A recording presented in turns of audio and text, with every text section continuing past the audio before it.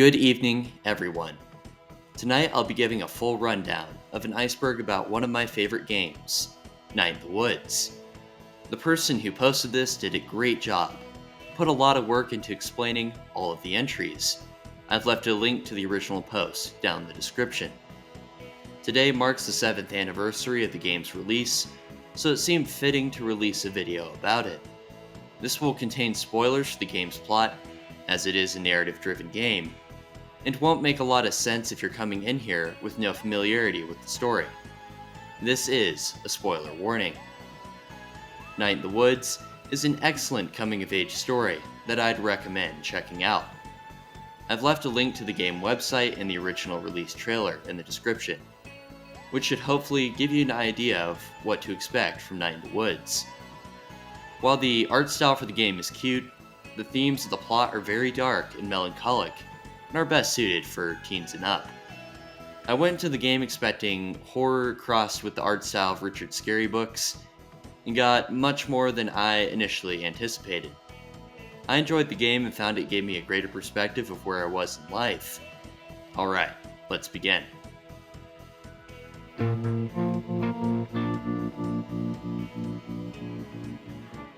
Bee's cigarette is fake. Bee tells May that her cigarette is actually a dummy while at Miss Miranda's. She is actively trying to quit smoking. Demontower Secret Ending. This ending to the self-contained game within the game can be unlocked if the player takes advice from a friendly bird NPC who appears in every other level of the game. These hints, offered by the bird, provide a code that allows access to a chest in the final level that has a white key. This key from the chest can be used to heal the cat that sits in front of the final boss's door, removing the lava and allowing the player to reach the boss. This allows you to get the Palecat achievement and the prestige of finally clearing the spire and taking out the main bad guy. Horm. This refers to a failed rhyme by the character Fisherman Jones. He attempts to rhyme storm with home and changes home to Horm in an attempt to keep the structure of his poem intact. Everything sucks forever. This phrase is commonly associated with May, as she says the line during the original Kickstarter trailer from back in 2013. However, it's much more difficult to locate in-game and is said by another character. Laurie M says it in a dialogue option during the epilogue. May says ACAB. May writes ACAB, or All Cops Are Bastards, in her journal after running into her aunt in the opening of the game. Palecat is a girl. The protagonist of Demontower is female, as shown by the wording of the poem you can unlock after getting the bad ending.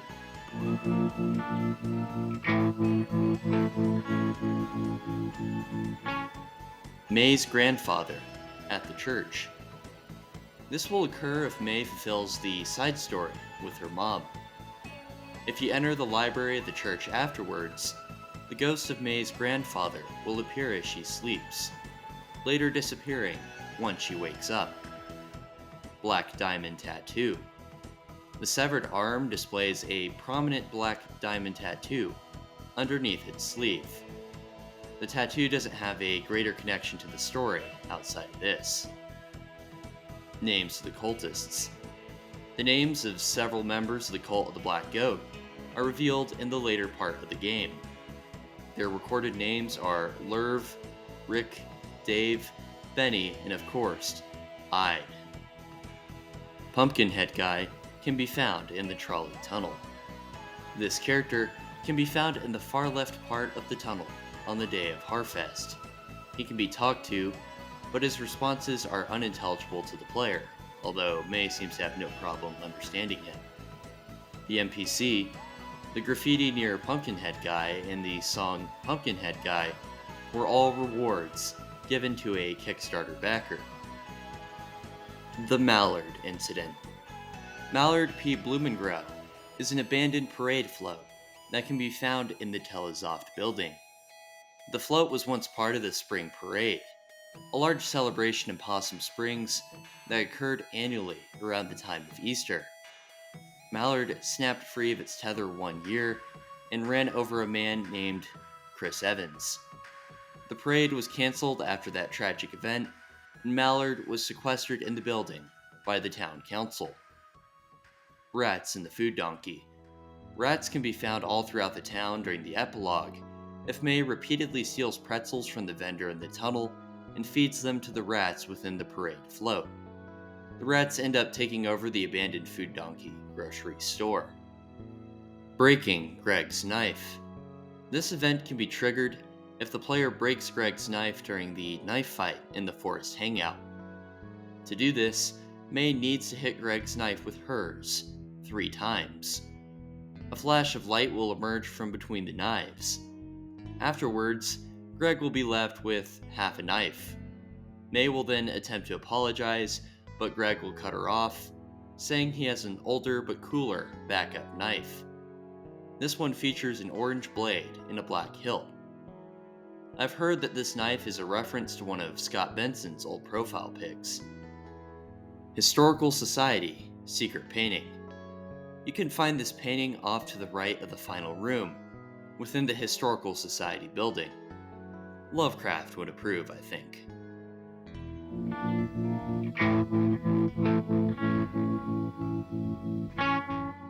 Dr. Hank isn't qualified for his jobs.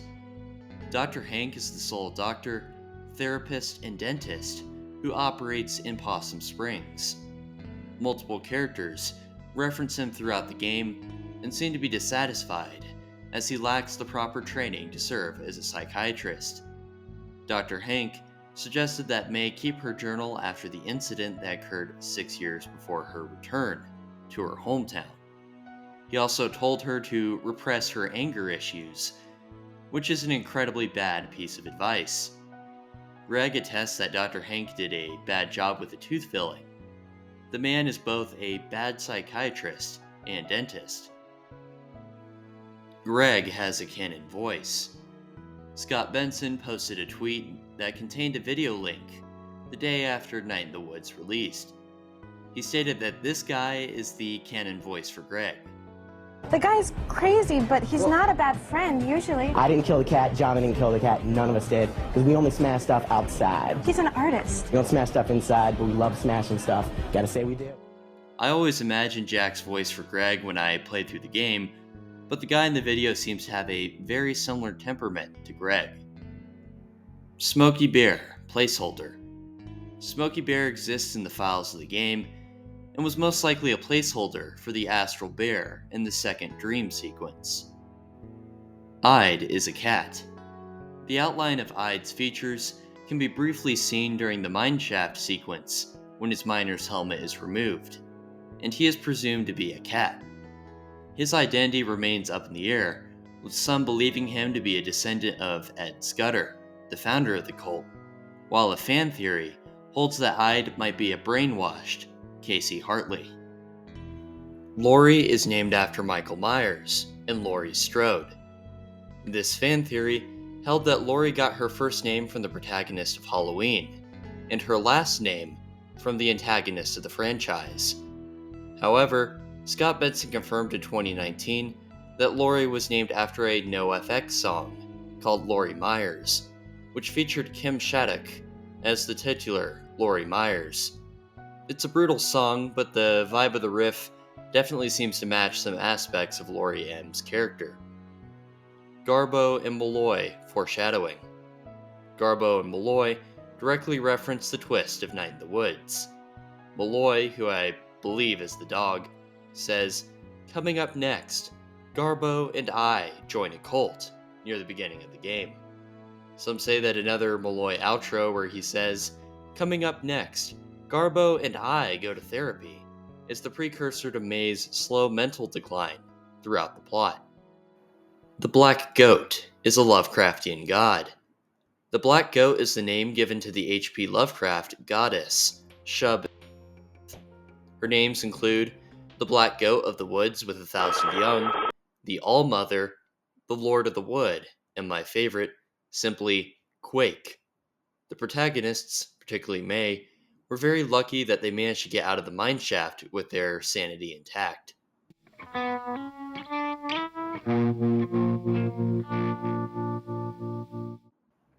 Adina's dead lover.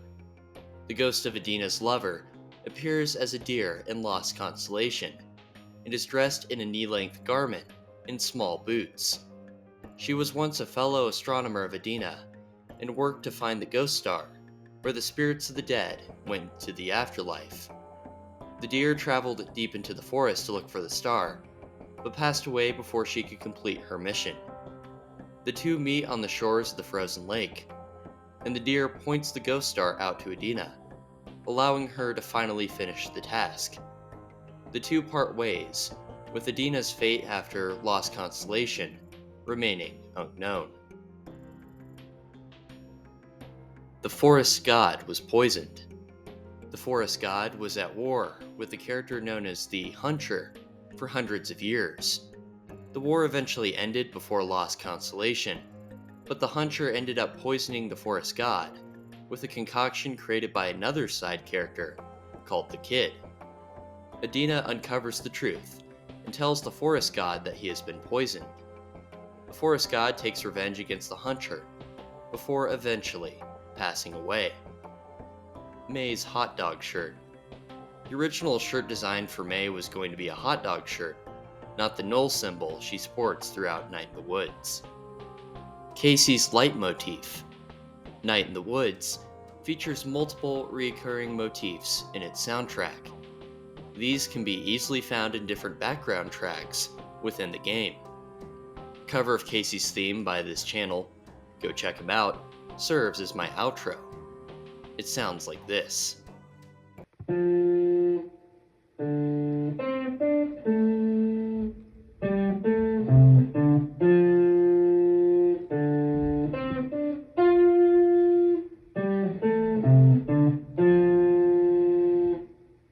Characters have their own motifs, with May's sounding like this.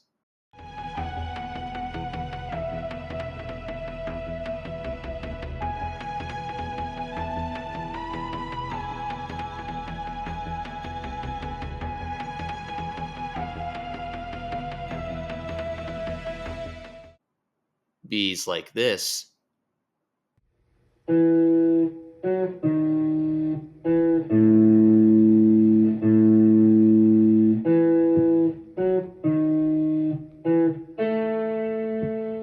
Gregg sounds like this.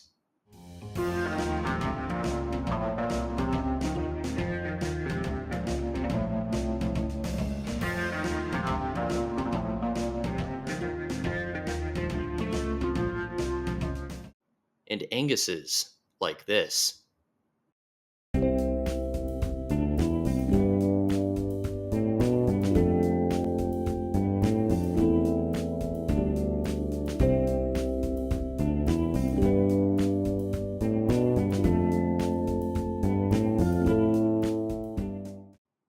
Overall, this is one of my favorite elements of the game.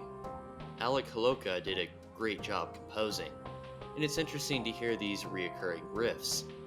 Casey's can be found in the title and ending theme, along with Batter Up, and many others.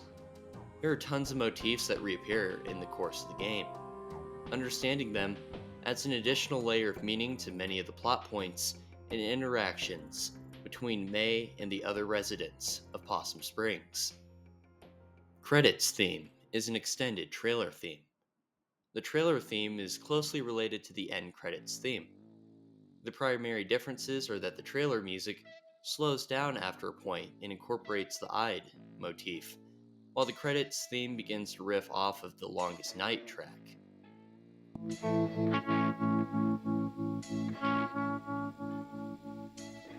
Scriggins was originally a creep around teens. Steve Scriggins was one of the first NPCs made for the game, and is not a nice guy. The cut dialogue option from when May hangs out with Laurie reveals that Scriggins was originally even more of a creep and a scoundrel. Laurie says that Scriggins still shows up at school parties, despite having graduated around the same time as May, and attempts to flirt with the high school girls. He also had a cut questline where May could repeatedly antagonize him. In addition, Scriggins was originally supposed to be the person who damaged the mural in the trolley tunnel. Kickstarter Graffiti. Night in the Woods had a very successful Kickstarter event. The $75 donation tier earned members the option to have their initials carved into a tree or spray painted on a wall in-game. You can find these all over Possum Springs. A character is canonically named Sans Undertale. Fenji tweeted the following in November 2020. Every person in Night in the Woods has a canonical name, even if it's not said in-game. For instance, this silhouetted figure is actually named Sans Undertale. This is coincidentally the same name as the guy from Undertale, which we hadn't played yet at the time. Oh my god, it works. This is an audio clip that was tested in the early stages of the game. It is located in a hidden debug menu. Ico the Cat. Ico was Scott Benson's cat. The cat sadly passed away a few years ago. He's got a spot in the credits, and it is presumed that the cat sky god from the astral sequence is based off Ico. Alright, I'll be covering a few additional entries. Most of these are going to be pertaining to external influences for the game. So the bonus tier in my videos is typically where I cover some stuff that wasn't on the iceberg. This one grew to be a lot larger than I initially anticipated. DIIV inspired Alec Holowka. Holowka stated that the shoegaze band DIIV was a big influence on the OST in a December 2013 interview with Gama Sutra. If you're a fan of the soundtrack who's never listened to DIIV, check them out. Some of my favorite songs by them are Out of Mind and Under the Sun, both of which fit the game pretty well. I could almost visualize May going on a road trip with her friends after the events of the game, when I heard Under the Sun. May's appearance in a Taylor Swift ad. I discovered this while looking up the way DIIV inspired Holowka. This advert, for getting priority tickets for Taylor Swift concerts, was released a few months after Night in the Woods, and featured a style that blatantly mirrored the work of Scott Benson and the team at Infinite Fall, along with a cat that looked like May but with stranger proportions. Benson tweeted a screenshot with the caption, "This is not canon." Overall, he took it in stride and appreciated the absurdity. As you can see, this particular character looks a lot like May Borowski. A music video that came out the same day for Look What You Made Me Do also had a style that highly resembled Benson's past work.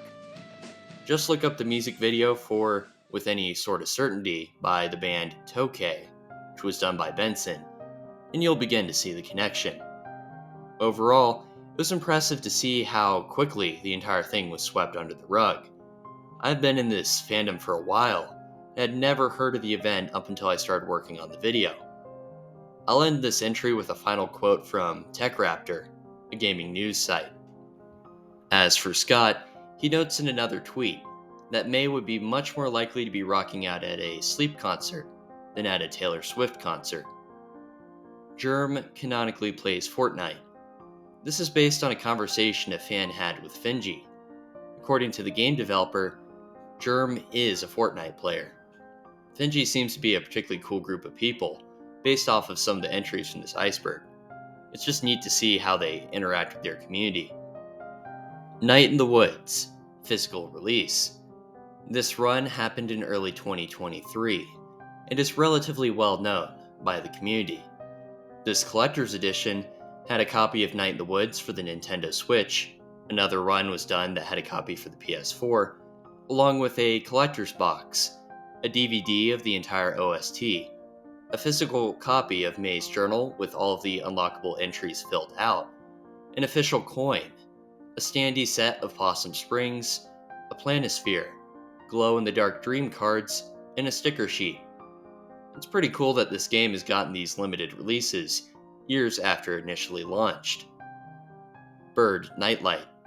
This bluebird nightlight in May's house was confirmed to be a reference to the song Birdhouse in Your Soul by the band They Might Be Giants. The song is from the perspective of a nightlight, watching this child that relies on it grow up and move away. The dev team had a rule against using references like this in-game, but the rule was relaxed for this one instance. The Black Goat's appearance in Longest Night. The Black Goat may be the character Ibn, the first singer, who is memorialized in the constellations. The description that comes with him says that Ibn drank the ocean to make the fish cry, so that he could hear their voices and teach them how to sing. The description of Ibn singing reminds me of the way in which the Black Goat communicated with the cult founders. The characters were all originally supposed to be voiced.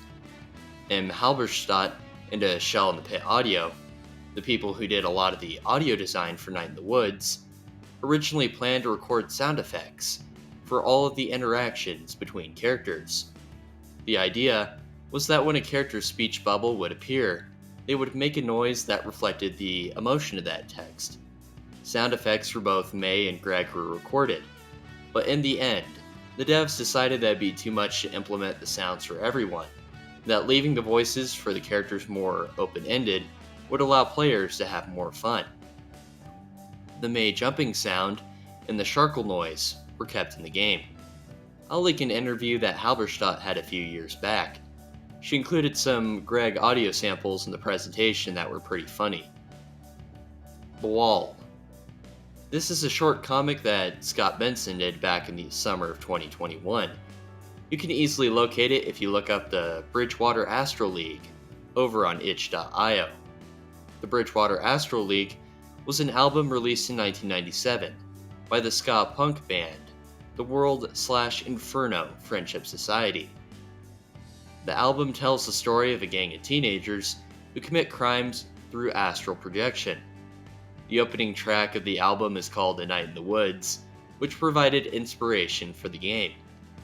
Cut references to character species. This is pretty self-explanatory.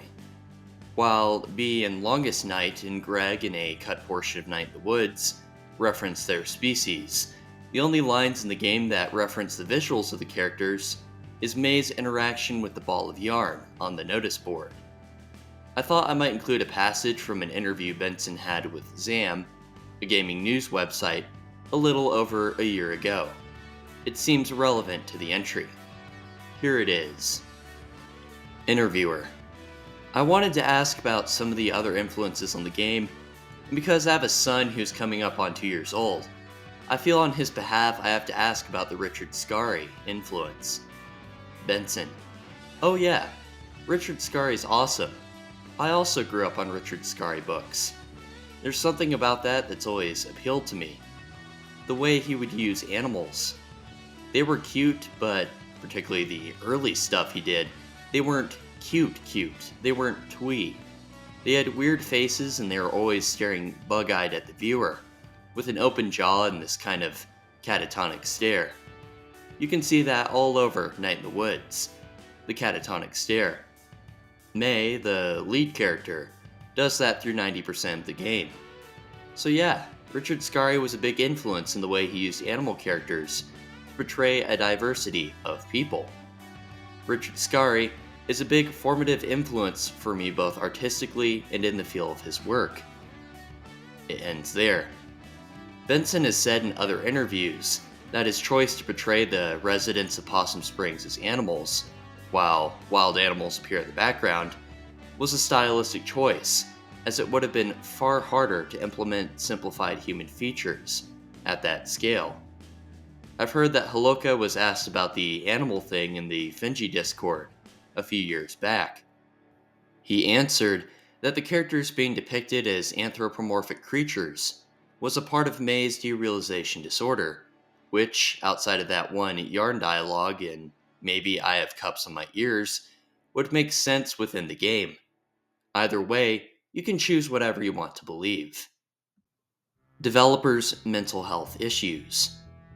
Night in the Woods is very open about its portrayal of mental illness, with all four of the main characters dealing with some sort of disorder or recovering from past trauma and strained family relationships. Alec Holowka used to run the Everybody's Effed Up podcast, which was a project that aimed to reduce the stigma around mental illness by interviewing a variety of people who were willing to talk about their fight with those issues. Holowka also mentioned his continued fight with depression in many interviews and presentations leading up to the game's release. Benson has bipolar disorder and heavily modeled elements of May's derealization disorder off of his own past experiences. In addition, the setting of the game reflects the isolation that Benson and Holowka felt growing up. Possum Springs is a place that does not have resources readily available for those suffering from these issues. Kickstarter-Exclusive Supplemental Game and Animations. The $100 tier of the Night in the Woods Kickstarter had access to a secret supplemental game.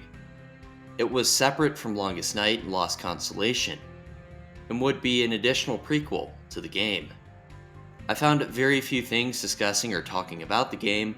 From what I have read, it would have been set around when the softball incident occurred, potentially the same day that it occurred.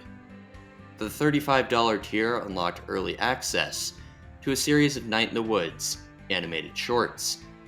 The original plan was for the team to release 4 shorts done by different artists, and then to release them to the public closer to the game's launch. Each would follow one of the characters during the afternoon of the softball incident. Unfortunately, only one has survived. It was recently leaked by a Kickstarter backer and features Gregg and Angus. I'll leave a link to the post underneath the timestamps in the description. You can find the downloads in a response to the top comment. Hopefully it'll still be up by the time this video releases and you see it. The only other short we have visual evidence of was going to be animated by the artist Eamon O'Neill. I've checked out some other projects by O'Neill, and they are very talented. This one surviving screenshot really makes you wonder what the finished shorts would have looked like. Night in the Woods Zine. Most of the Zine still remains undocumented. This little collection of stories covered some of the events leading up to Night in the Woods. The work was done by artists like Ryan Andrews, best known for a graphic novel called This Is Our Pact, Jen Lee, known for Garbage Night, along with several others. Benson has only posted a couple screenshots of different parts of the Zine. The Zine opened with a college essay written by May, then continued with a story that elaborates on the time that Gregg and May set the school on fire. The next little story extended for 2 pages and gave the perspective of Bee as she prepared to graduate. Gave more insight into her feelings of hopelessness as she realized she would be stuck in Possum Springs. From what I've read, this short only had 1 line of written dialogue, and one of the backers said that they thought it was the most visually beautiful part of the design. The next page contained a humanized version of the main cast. It continued on with a joke comic about May dating the poorly animated raccoon from the Kickstarter trailer. That raccoon later became the character Cole. Another story detailed how Gregg and Angus met, and how Angus got his hat. The core theme was how they both expressed that they wanted to leave Possum Springs behind. The concluding piece was another of May's assignments, and the final page contained an image of the black goat. The entire thing was around 20 pages long. The person who posted this synopsis 7 years ago said that it wasn't super relevant to the plot of Night in the Woods, and told people that they were not missing out on a lot of information. Either way, if you're one of those Kickstarter backers who got the comic, you should definitely consider leaking it. It's been almost 10 years, and the animation has leaked recently. This might be the time. Pumpkinhead Guy speaks. The original Pumpkinhead Guy responded to a post about who paid for a song in Night in the Woods. A user said, "I find it amusing that someone would spend $2,000 US to put a character with effectively no lines into a video game. Or, You paid the 2K just to make us mess up all through the song. Dude, why? Pumpkinhead Guy with the username DragonDurge followed up. I just wanted to support the game, and that was a period of my life when I had plenty of disposable income. It looked good, and the devs looked enthusiastic about it. I can't imagine any Kickstarter reward over $50 is worth 100% of the money you pay for it. I'd never donate that much solely for the reward.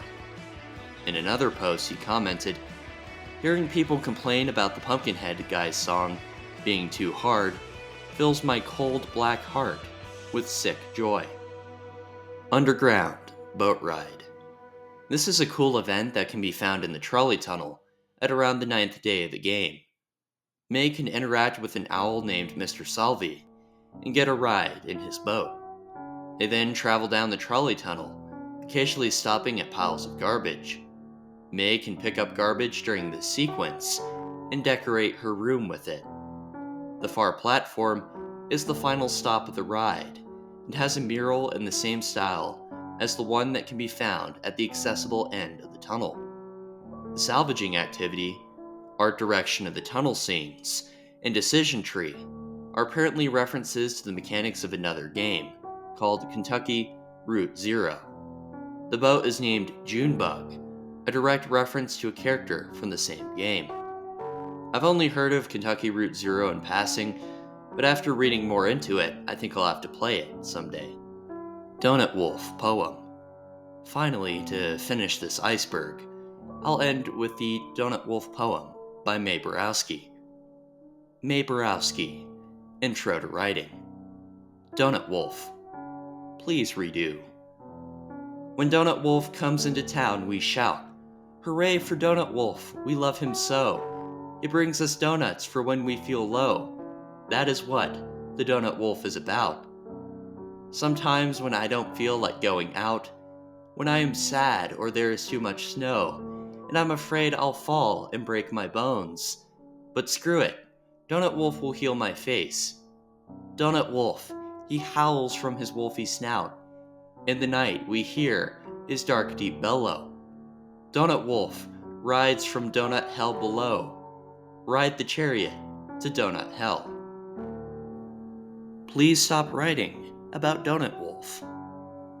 Alright, that's it for tonight. Thank you for watching. I'll just end with a few thoughts about the game. Overall, the characters in Night in the Woods resonated with me deeply. I think one of the greatest strengths of the story, and what sets the game apart, is the self-reflection the game causes for many people. Many who enjoy the game have expressed how they related to the situations and issues of the main 4 characters. For me, the character of B gave me a lot of perspective for some external aspects of who I was. I unintentionally intimidate a lot of people when I first meet them. I'm very serious and come across as a jerk to a lot of my coworkers and classmates, and it takes a while for me to eventually warm up to the people I meet.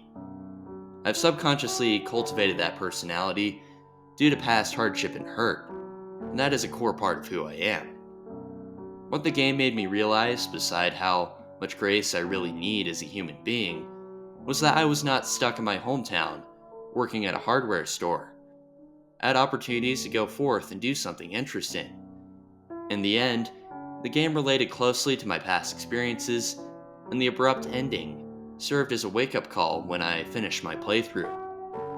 I initially hated the sudden ending, but in retrospect, I think it was brilliant. That ending heralds May starting to put her life back together, and foreshadows the cast moving on to maybe even escape the town. The OST further motivated me to pick up guitar, and Gregg's guitar part in Die Anywhere Else was one of the first guitar parts I learned. Night in the Woods, despite its dark themes, pulled me out of a slump and came at a pivotal moment in my life. A lot of people in the community have similar stories, and there are innumerable video essays out there about what they got out of the story. The people who made this game did an excellent job, and Night in the Woods will most likely be remembered for many more years to come. I'll leave it at that. I had a lot of fun researching for this video and learned a lot about the game. Hopefully you got something out of it too. If you enjoyed the video, definitely check out the channel and maybe even consider subscribing. You can get access to the original scripts for these videos and get to see future videos early in my Patreon for just $1. Or you can just support me through Go Buy Me a Coffee. Both links are located in the description. You know, I had this dream that the world was ending.